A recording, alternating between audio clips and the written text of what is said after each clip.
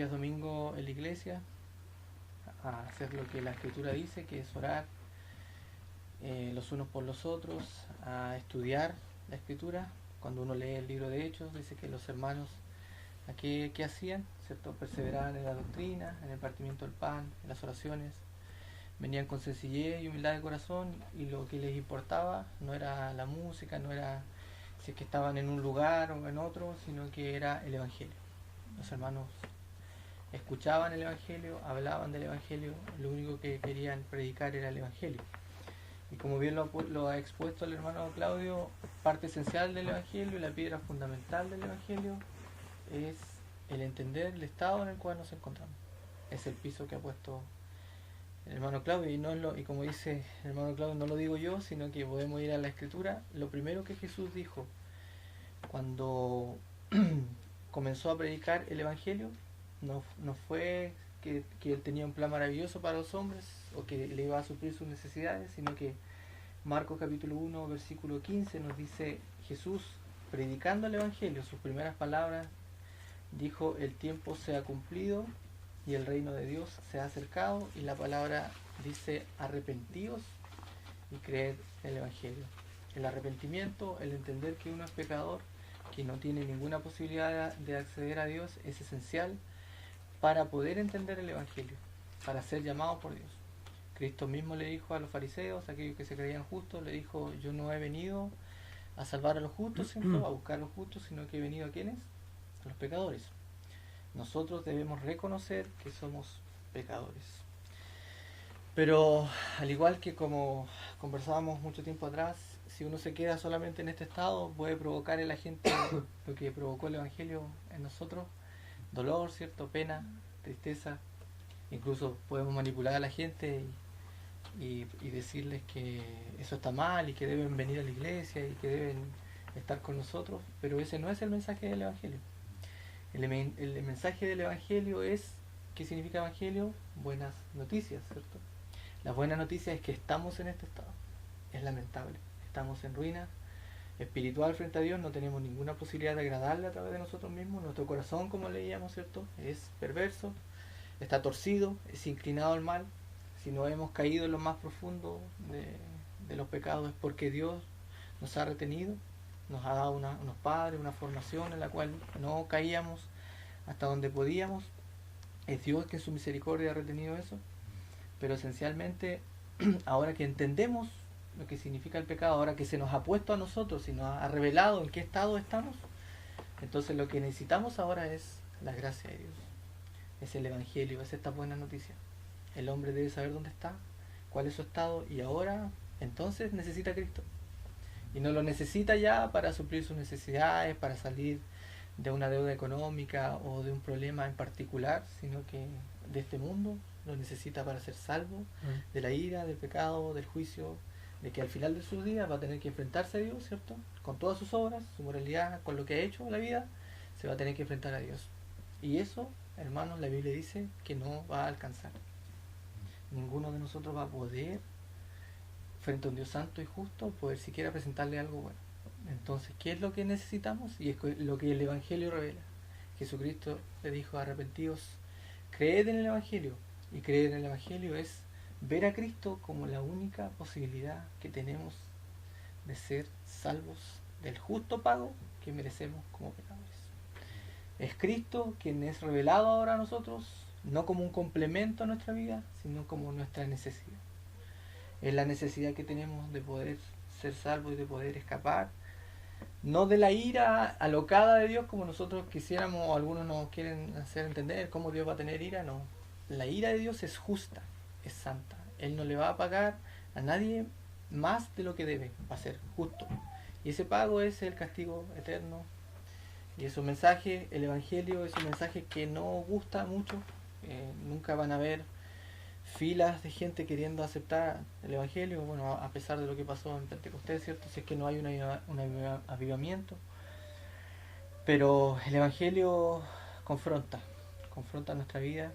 Y los quiero llevar al libro de Lucas, capítulo 10.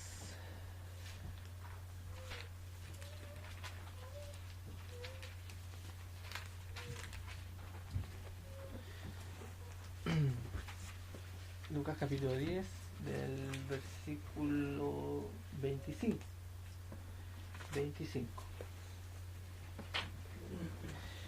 Mi Biblia dice el buen samaritano, quizás la de ustedes también, y todos, la mayoría de nosotros conocemos la historia del buen samaritano, ¿cierto?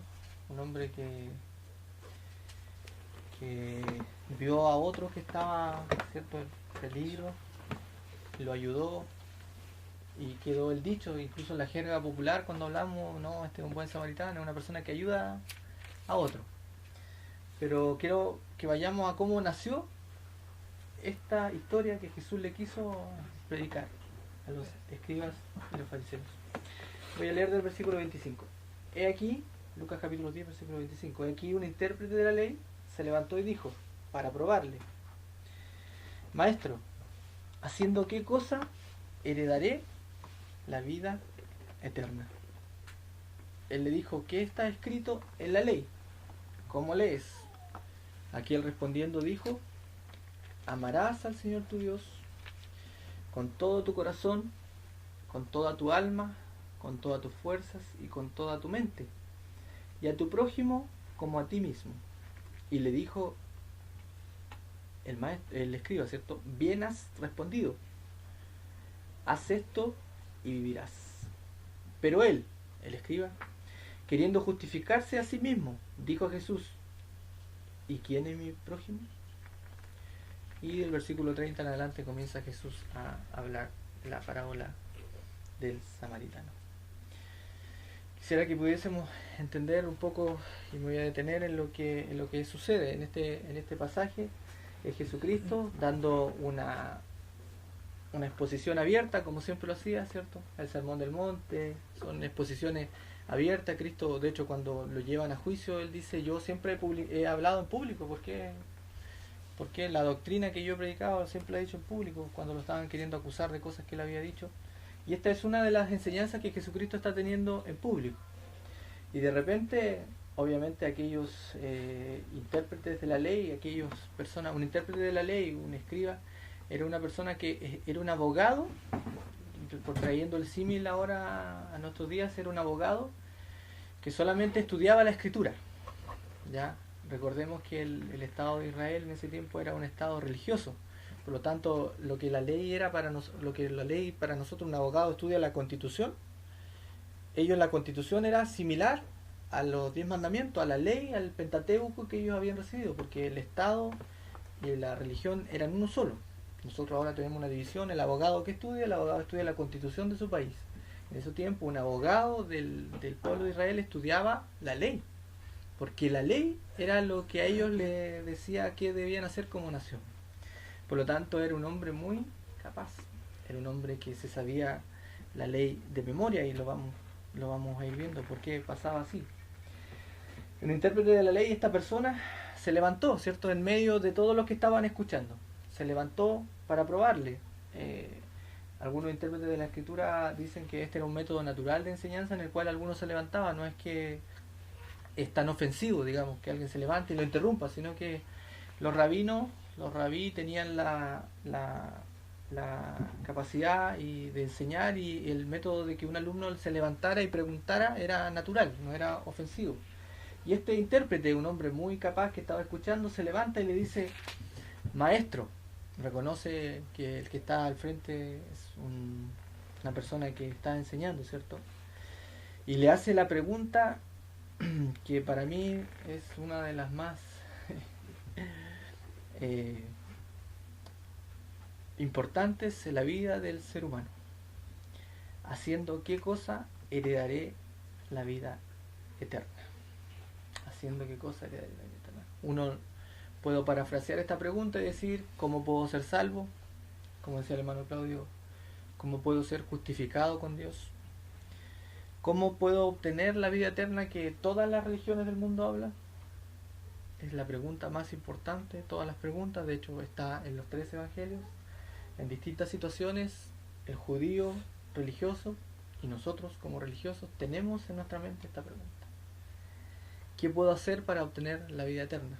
Mi estado espiritual, ¿cierto? Ahora que lo conocemos, ahora que hemos estudiado la escritura, es de muerte. estoy muerto en mis delitos y pecados. De hecho, me acordaba de un salmo, el Salmo 53, y es muy gráfico en decir que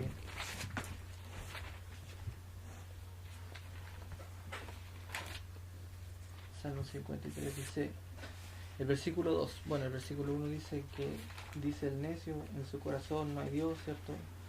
Se han corrompido e hicieron abominable maldad, no hay quien haga el bien.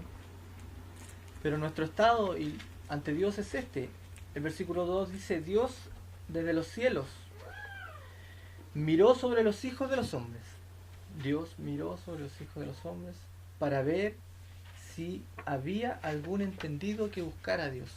¿Qué mejor gráfica que esto? Dios mismo mirando a los hombres en la historia de la humanidad y buscando a ver si había algún entendido que buscara a Dios. Y la Biblia nos da la respuesta en el versículo 3, dice, cada uno se había vuelto atrás. Todos se habían corrompido, no hay quien haga lo bueno, ¿Hay alguno que haga lo bueno? ¿Hay alguno que pueda presentarse ante Dios diciendo que es justo? La Biblia dice que no hay ningún uno. Ni un uno. Este es nuestro estado espiritual. Por lo tanto, ahora que sabemos cómo nos vamos a presentar ante Dios, ¿es posible para mí obtener la vida eterna en el estado en que me encuentro? Es imposible. Y eso es lo que Cristo le quiso graficar. Precisamente lo que hemos aprendido antes, lo que Cristo le quiso graficar a este hombre. ¿Por qué? Porque si leemos la conversación, ¿cómo sigue? Él le dijo, ¿qué está escrito en la ley? Los 10 mandamientos, ¿cierto? Ahí está, siempre han estado revelados para ustedes, para nosotros, siempre se nos ha enseñado desde niños la religión, ahí está. ¿Qué está escrito en la ley? Y el escriba le responde, le dice, y se lo sabía, era una verdad, amarás al Señor tu Dios con todo tu corazón, con toda tu alma y con toda tu fuerza y con toda tu mente, y a tu prójimo como a ti mismo. Y le dijo, bien has respondido. Y Jesús le da la clave aquí. Le dice, haz esto y vivirás. Un hombre que sabe su estado, que ha escuchado el Evangelio, que ha escuchado la exposición anterior, ¿qué debería decir cuando Jesús le dice, haz esto y vivirás? No puedo, nunca he podido, nunca podré hacer esto, porque lo que me pides es algo que no está en mi interior, agradarte con todo el corazón, con toda mi mente, con todas tus fuerzas. Veo mis miembros, mi pecado en mi corazón, veo que tengo pensamientos que no corresponden, veo que cada vez hago cosas que no te agradan, Dios, mis motivaciones no son las correctas, mis pensamientos divagan, mis concupiscencias, las relaciones que he tenido, las conversaciones que he tenido no te han agradado, nunca te he dado la gloria de Dios. Es lo que debiese haber dicho esta persona si es que realmente había entendido el Evangelio. Pero el que dijo, la Biblia es clara, queriendo justificarse a sí mismo, porque él tenía una pregunta que era heredar la vida eterna, pero sabiendo que Jesús le había dicho, para heredar la vida eterna tienes que amarme con todo el corazón, con toda tu fuerza, con toda tu mente, con todo lo que eres, pero él sabía que hay algo que no estaba haciendo, y eso que no estaba haciendo era amar a su prójimo. ¿Por qué? Porque el versículo 29 nos dice, queriendo justificarse a sí mismo, dijo a Jesús, ¿y quién es mi prójimo? Quiero que me acompañen a Mateo, capítulo 5. ¿Cuál era la enseñanza que tenía este escriba, esta persona muy inteligente, ¿cierto?, en su cabeza? Y no era solo él, sino todo el mundo religioso de aquella época, que veían los mandamientos de Dios, según ellos la luz que los alumbraba. Mateo capítulo 5, versículo 43. El estándar que Dios pide se es revelado aquí, dice, oíste que fue dicho, amarás a tu prójimo y aborrecerás a tu enemigo. Eso era lo que el mundo religioso de la época creía. Y es lo que creíamos muchos de nosotros. Se nos es fácil amar a nuestros amigos, a las personas que conocemos, pero la Biblia es clara y enfática. En el versículo 44, Cristo le da la correcta interpretación de lo que siempre ha sido la ley para el hombre. Pero yo os digo, amad a quienes, a vuestros enemigos. Bendecid a los que os maldicen, haced bien a los que aborrecen y orad por los que ultrajan y os persiguen.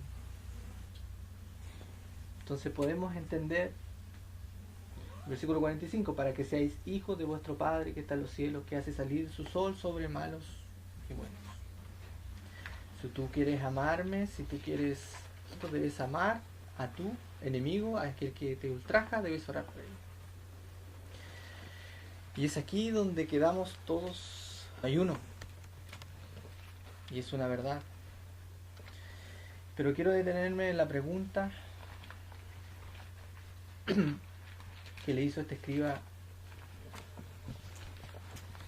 al Señor.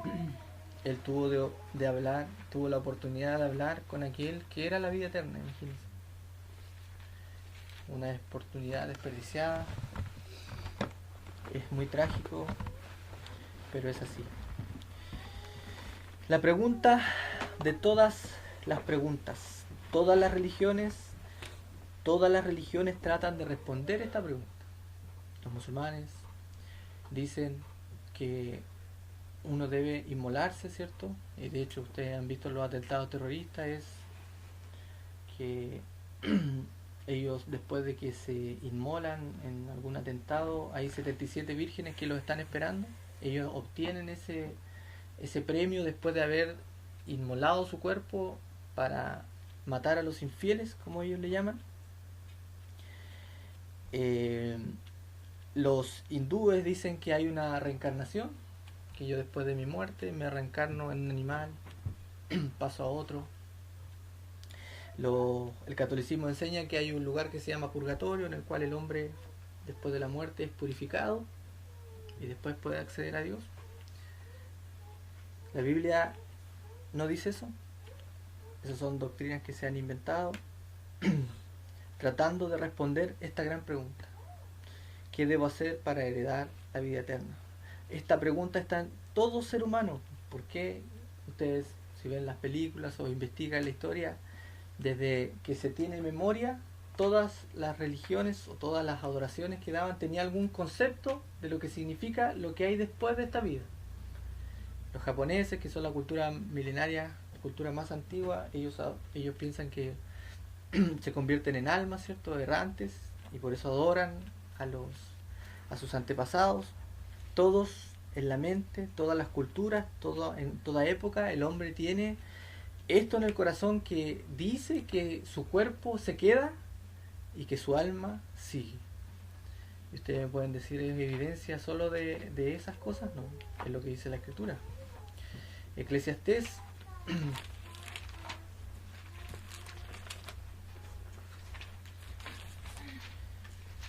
¿tú lo sabes, David? 3. Sí, Eclesiastés capítulo 3, versículo 11. Todo hombre nace con algo. Dice, todo lo hizo hermoso en su tiempo, refiriéndose a Dios, y ha puesto, ¿qué cosa dice ahí? Eternidad en el corazón de ellos. ¿De quién? Del hombre, sin que alcance el hombre a entender la obra que ha hecho Dios desde el principio hasta el fin. Esta pregunta de la vida eterna, de lo que hay después de la muerte, ¿cómo puedo ser salvo o llegar a estar con Dios? Es una pregunta que está en la mente y el corazón humano, porque Dios lo ha revelado. Eclesiastés capítulo 3, versículo 11 dice que Dios ha puesto, ¿qué cosa? Eternidad en el corazón del hombre. Es decir, Dios ha puesto esta pregunta que tenía el escriba, y el hombre sabe en su interior que es inmortal, que esta vida no termina aquí, que seguiremos siendo el mismo por siempre, que cada ser humano vive por siempre, que nuestro cuerpo se queda, pero nuestra alma sigue. Por lo tanto, vamos a seguir y vamos a investigar qué es la vida eterna. ¿Qué es la vida eterna?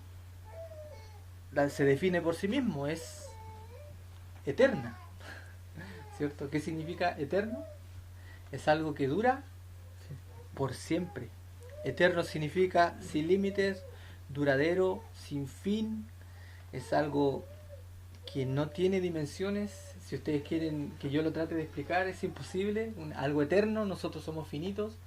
Pero la Biblia nos da a entender algo que puede ser posible explicarlo o verlo de alguna forma, dimensionarlo, compararlo con algo, y es compararlo con nuestra vida ahora.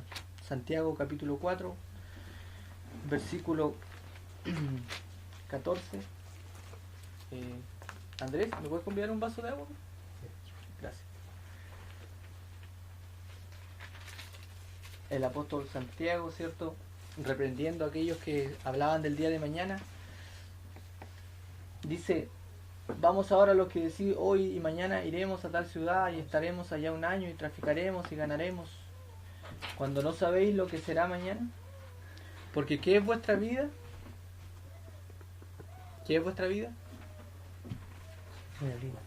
Ciertamente es neblina, que se aparece por un poco de tiempo y luego se desvanece. Cuando usted toma una taza de café y ven ese humito que sale, sí, el 13-14, Santiago capítulo 4, 13-14. Cuando ven ese humo que sale, cuando vemos ese humo que sale, eso es nuestra vida comparado con la eternidad. Entonces lo primero que debemos entender es que esta vida después de la muerte es eterna, no tiene fin. Nuestra vida ahora es infinitamente pequeño comparado con esa eternidad. Y el segundo concepto que debemos entender es que es vida, es decir, usted y yo seguiremos siendo nosotros después de la muerte, nunca dejaremos de existir, todos estaremos conscientes, nuestra sensibilidad no será aminorada, nuestra comprensión y nuestro entendimiento seguirán siendo los mismos, todas nuestras facultades estarán funcionando, nada mitigará nuestra conciencia, es vida consciente después de la muerte. Algunos enseñan que después de la vida esto se acaba y estamos un tiempo y después morimos. La evolución enseña que nos vamos a morir y después de la muerte no hay nada más. Si nosotros creemos en la Escritura, no podemos creer en esas cosas. La Biblia nos dice que nuestra vida será eterna, somos inmortales y continuamos después de la muerte. La segunda cosa que debemos entender para poder siquiera obtener la vida eterna es que darnos cuenta de qué posibilidades tenemos. ¿Cuáles son las posibilidades que existen después de esta muerte? Después de que tengamos que presentarnos frente a Dios. ¿Cuántas posibilidades existen? Dos. Mateo 25, 46. La Biblia es clara.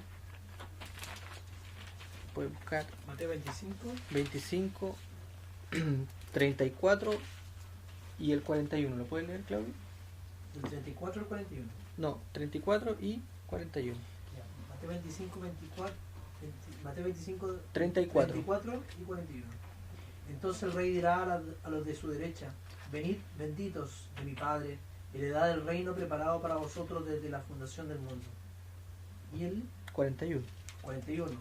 Entonces dirá también a los de la izquierda: apartaos de mí, malditos, al fuego eterno preparado para el diablo y sus ángeles. Dirá a los de la derecha: venid, ¿cierto?, al reino que ha sido preparado para ustedes. A los de la izquierda: maldito, apartados de mí. Mateo capítulo 13, versículo 41 nos dice: enviará el Hijo del Hombre a sus ángeles y recogerán de su reino a todos los que sirven de tropiezo y a los que hacen iniquidad, y los echará en el horno de fuego. Allí será el lloro y el crujir de dientes. El versículo 43 nos dice: entonces los justos resplandecerán como el sol en el reino de su Padre. El que tiene oídos para oír, oiga. Apocalipsis capítulo 21, versículo 3 y 4.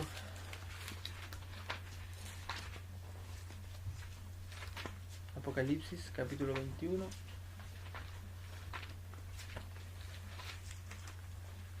¿Lo leo? Sí. Y oía una gran voz del cielo que decía: He aquí el tabernáculo de Dios con los hombres. Y oí una voz del 3 al 4. No, 3 y 4. 21, ya. Y oí una gran voz del cielo que decía: He aquí el tabernáculo de Dios con los hombres, y Él morará con ellos, y ellos serán su pueblo, y Dios mismo estará con ellos como su Dios. Enjuagará Dios toda lágrima de los ojos de ellos, y ya no habrá muerte, ni habrá más llanto, ni clamor, ni dolor, porque las primeras cosas pasaron. Alegría, por una parte, ¿cierto? Inmensa, indescriptible. Versículo 8. Pero los cobardes e incrédulos, los abominables y homicidas, los fornicarios y hechiceros, los idólatras y todos los mentirosos tendrán su parte en el lago que arde con fuego y azufre. Esto es la muerte segunda. Sin Cristo estamos ahí. Son las dos posibilidades que existen: castigo eterno versus alegría eterna, vida eterna versus confusión perpetua, horno de fuego versus resplandecer como el sol, alegría versus lago de fuego y azufre y tristeza.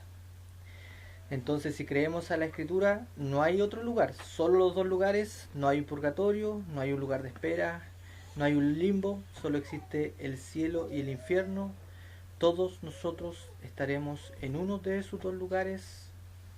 Por lo tanto, la respuesta a la pregunta ¿cómo heredaré la vida eterna? Es crucial.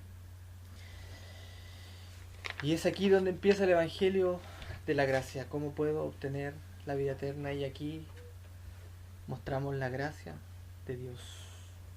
Para responder esta pregunta no podemos ir a nosotros, porque nuestro corazón, nuestro interior es corrupto. Eso ya lo vimos. Tenemos que ir a ¿quién? Aquel que dijo ser la vida eterna en sí mismo. ¿Quién dijo que era la vida eterna?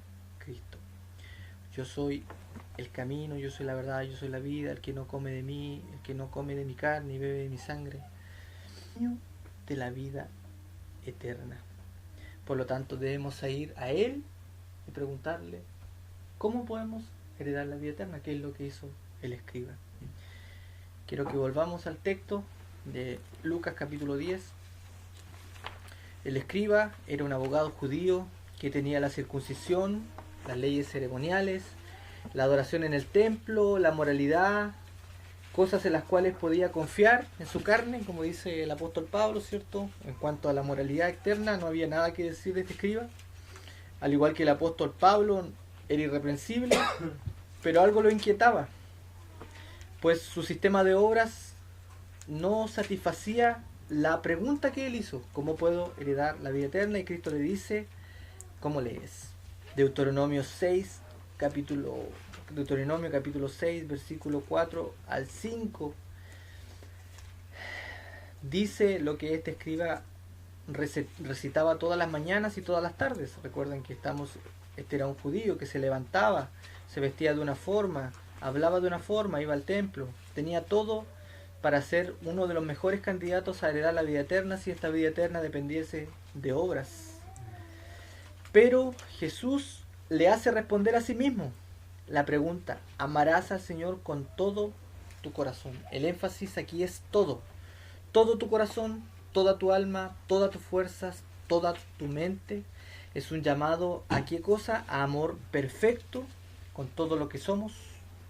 ¿Tú quieres ir y heredar la vida eterna? Entonces debes amar a Dios con todo lo que eres, toda tu mente, todo tu cuerpo, y ciertamente no lo hemos hecho. La persona quien perfectamente ama a Dios, ama a otros, esta persona califica para la vida eterna. Quien verdaderamente ama a Dios con toda su capacidad, que lo demuestra amando verdaderamente a Dios con devoción perfecta, con perfecta hermandad, perfecta humildad, con perfecta obediencia, con perfecto odio al pecado, debe ser perfecto en todo, debe odiar aquello que deshonre a Dios, debe rechazar el mal, debe odiar sus deseos pecaminosos, debe ser perfecto en sus deseos con Dios, debe tener un perfecto amor por Dios en sus palabras, en sus deseos, debe amar su verdad, debe ser un hombre perfecto que ha sido llamado por Dios y que debe amar a Dios con todo lo que es. Y nunca el pecado. jamás haber cometido algún pecado. Un judío verdadero, un creyente verdadero, un hombre que realmente está siendo llamado por Dios al Evangelio, tiene que decir, como todos nosotros, nadie puede hacer eso. Porque esa perfección es demandada total y completamente todos los días de nuestra vida, en cada pensamiento, al levantarnos, al acostarnos, nuestros 365 días del año de que nacemos. Todos los días de nuestra vida debiésemos haber amado a Dios perfectamente. Por lo tanto, como decía el hermano Claudio, todo es contado como deuda si es que creemos que le hemos agradado en algo. Eso es todo lo que la ley quiere enseñar. Romanos capítulo 3, versículo 20.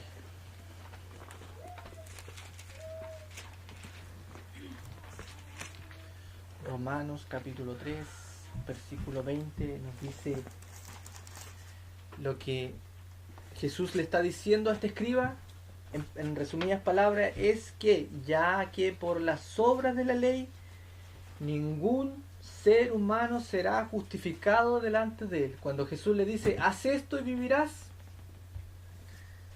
le está diciendo, tienes que hacerlo perfectamente, y si no lo haces perfectamente, entonces no puedes ser justificado. Y la Biblia en Romanos capítulo 3, versículo 20 nos dice, ya que por las obras de la ley ningún ser humano será justificado delante de él, porque la ley, lo que el escriba se sabía de memoria, no era para que se salvara, porque jamás la ley ha podido salvar, porque el hombre jamás ha podido cumplirla. Lo que el escriba sabía desde niño y se le había enseñado era para qué, porque por medio de la ley es ¿qué cosa? Conocimiento del pecado. Lo que el escriba tenía que saber al recitar la ley cada mañana, decir, amarás al Señor tu Dios con todo tu corazón, con todo tu cuerpo, con toda tu fuerza, con toda tu alma, y a tu prójimo como a ti mismo, era decirse a sí mismo, yo jamás he podido cumplir eso.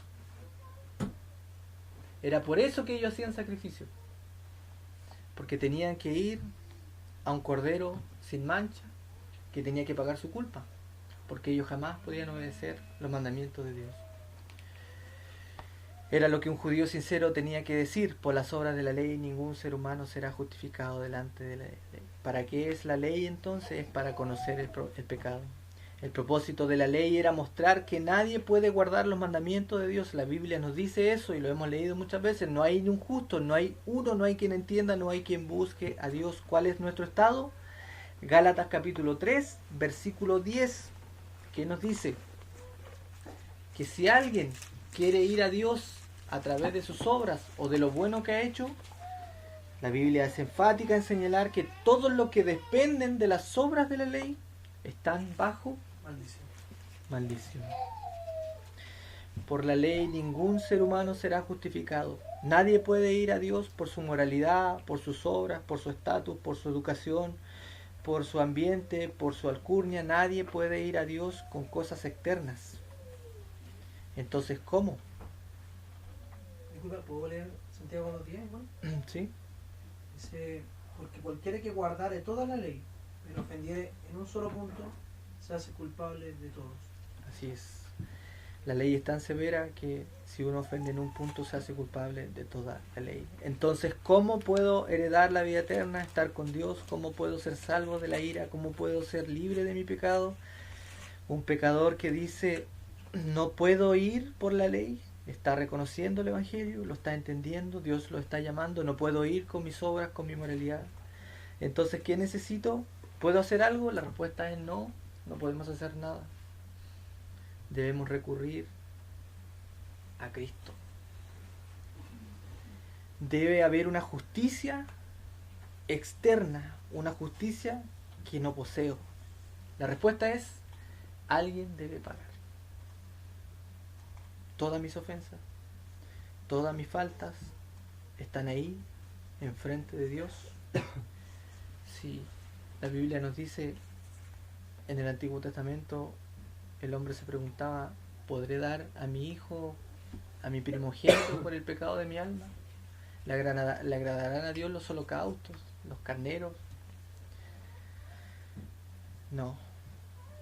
Lo que le agrada a Dios es el espíritu quebrantado, que entiende la verdad del Evangelio y va tras Cristo. Entonces, Cristo es precioso. Entonces, Cristo es lo que necesitamos, entonces Cristo es el centro del Evangelio. Jesucristo dijo, arrepentíos de todo lo que hemos visto, ¿cierto? Creed en el Evangelio. El Evangelio es que Dios es santo, que hemos quebrantado sus mandamientos, que necesitamos que nuestra deuda y nuestras ofensas sean pagadas. La Biblia nos dice que Él no ha venido a buscar a justos, sino a quienes, a los pecadores. Cristo es el único camino posible al cielo y a la vida eterna. No hay otro mediador. Y aquí donde quiero comentar un poco todas las iglesias o lugares a los que hemos asistido, muchos de nosotros, nos dicen que debemos pasar al frente, que debemos hacer una oración, o que debemos aceptar a Cristo en nuestro corazón. Y la Escritura nos dice que debemos clamar misericordia. Debemos ir a Cristo, pedirle que nuestras deudas, nuestros pecados sean perdonados. No podemos hacer nada externo que pueda significar algo para Dios, ya lo hemos visto. No podemos ser bautizados para ser salvos, no podemos hacer algún ritual para ser salvos, no podemos ir a la iglesia para ser salvos, no podemos ni siquiera, ustedes me dicen creer esto, estudiar la Biblia para ser salvos. No se puede ser salvo por uno mismo, no hay nada que uno pueda hacer. Es Cristo. Es Cristo, debemos recurrir a Cristo y pedir misericordia, arrepentirnos por todos nuestros pecados y darle la gloria por nuestra salvación. Segunda de Corintios 5:21 para terminar el Evangelio.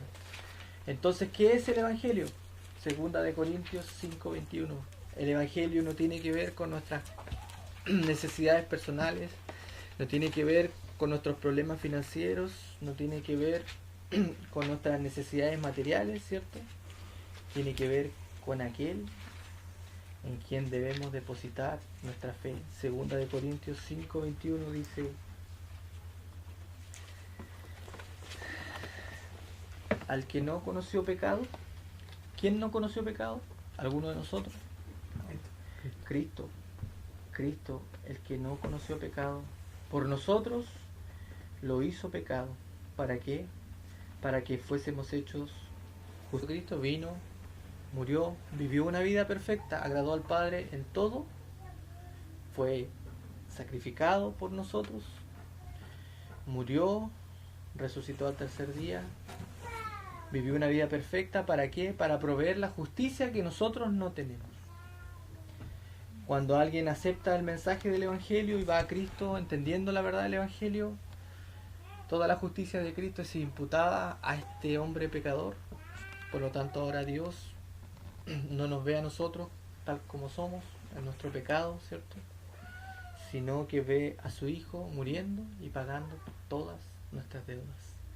Ese es el Evangelio. Ese es el Evangelio de Cristo.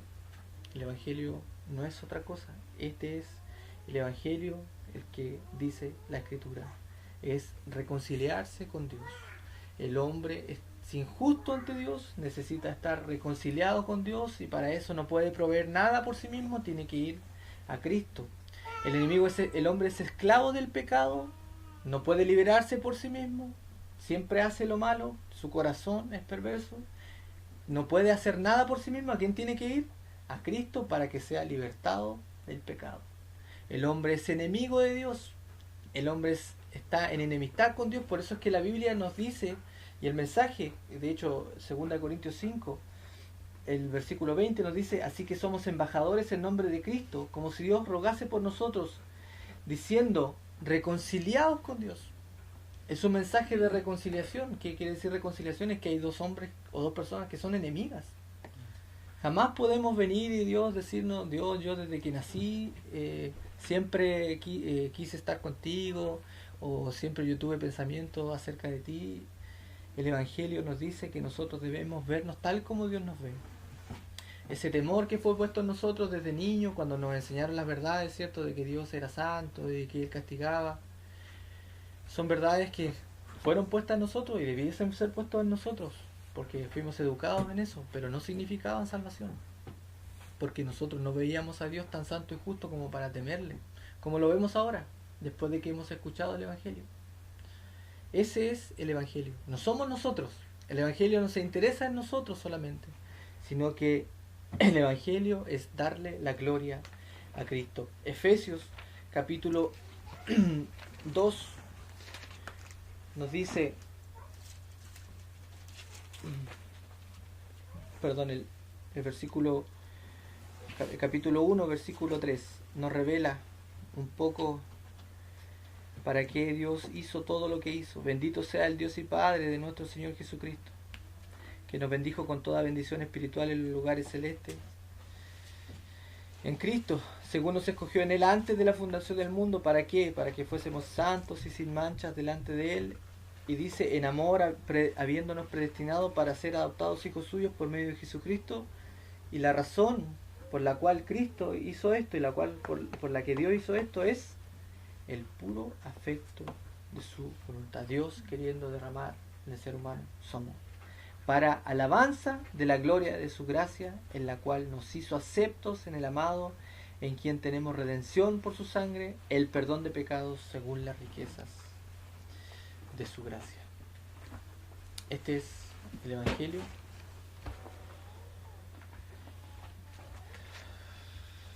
El mensaje y el llamado es a creer en el Evangelio, a venir pobre de espíritu, a venir ante Dios arrepentido y queriendo realmente obedecerle con todo nuestro corazón. Vamos a orar. Padre nuestro, le damos gracias, Señor, por su mensaje. Perdone, Señor, nuestras faltas, nuestros pecados, que son muchos, Señor.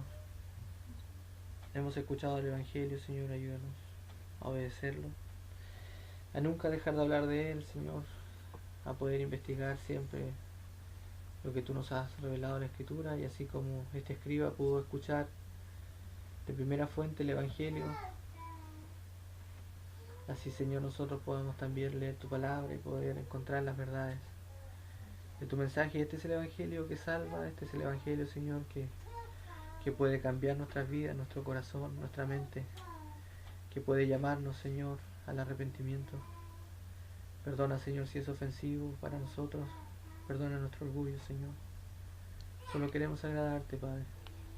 Te lo agradecemos todos en el nombre de Jesucristo, nuestro Salvador. Amén.